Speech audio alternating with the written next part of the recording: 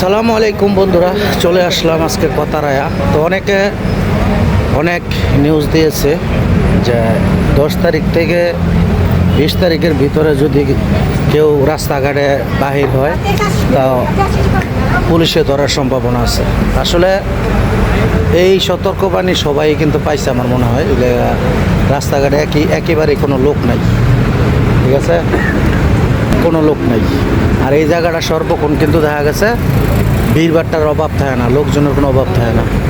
হ্যাঁ, তো বন্ধুরা, কথারা বাংলা মার্কেট গরুর গোশ 5 কিলো 100 রিঙ্গিত, 6 কিলো আছে 100 রিঙ্গিত। তবে যেটা 100 রিঙ্গিত 5 কিলো এটা মানে আজকের, আর যেটা 6 কিলো 100 টাকা এটা আর মানে একদিন আগে 2 দিন আগে এরকম আর কি। এই যে এই ব্যক্তি কিন্তু কিনছিল।